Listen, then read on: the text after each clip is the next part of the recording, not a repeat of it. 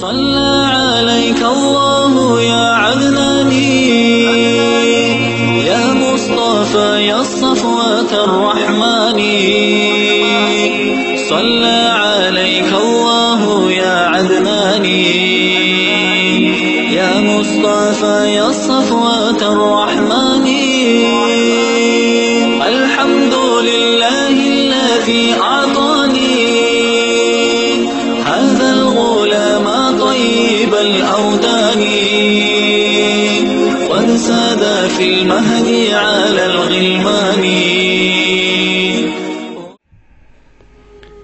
Sahabalan mir peygamberimizden soraptır ya Resulallah sen haçan peygamber boldun dip.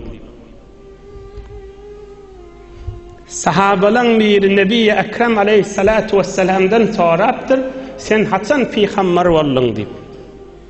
Nebi Ekrem aleyhissalatu vesselam cevap beriptir ve Adamu beyner ruhi vel cesed. Atamız Hazreti Adam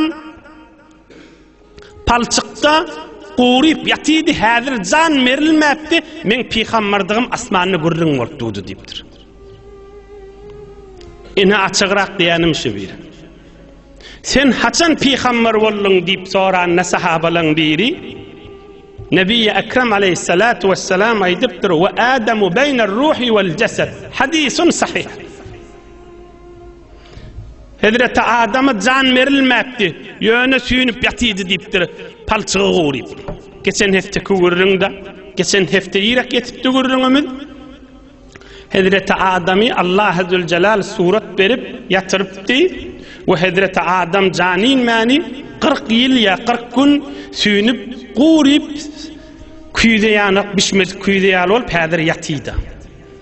Peygamberimiz aleyhissalatu vesselam'dan soruluptur sen haçan peygamberlik berilin deyip şonna ey cemaat şunnaydın şi okuyan mübarek hadisimi tamam firqahayı İslami tamam musulmanlar tamam ulamaların kabul ettiyen zada bir adam şunu yok bücerek hadis davi deyse onu savadı da yoktur ilmi de yoktur şayet akıllı yok bolsun bir tamam firqahayı İslami'nin kabul ettiyen zada Adam atamız canin mepti palçık Qurib yatıydı men peygamberdim deyiptir. İnni soruğu ile yani nameşi. Peygamberimiz aleyhissalatu vesselam yani 5 yıllap yaşayışını ayttık. 1400 yıl bundan ozal oluptur. Manasını aytıp verelim. قال العلامة ابن كثير وأما في الملأ الأعلى فقد كان أمره عليه الصلاة والسلام مشهورا مذكورا معلوما من قبل خلق آدم على نبينا وعليه الصلاة والسلام كذا في البداية والنهاية.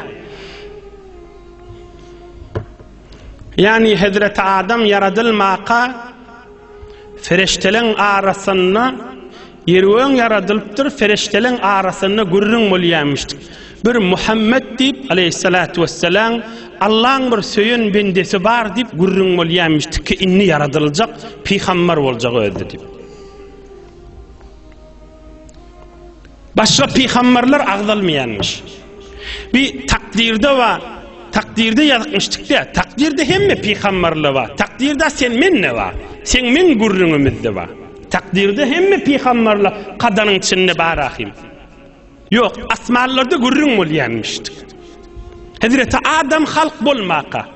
Bir neçe ulamalar aytyanlar, rivayetlerde var deyip Hazreti Adam halk bolmaqa arşın sütüllerini cennetin içinde cennetin kafsına la ilahe illallah Muhammed Resulullah yazık deyip.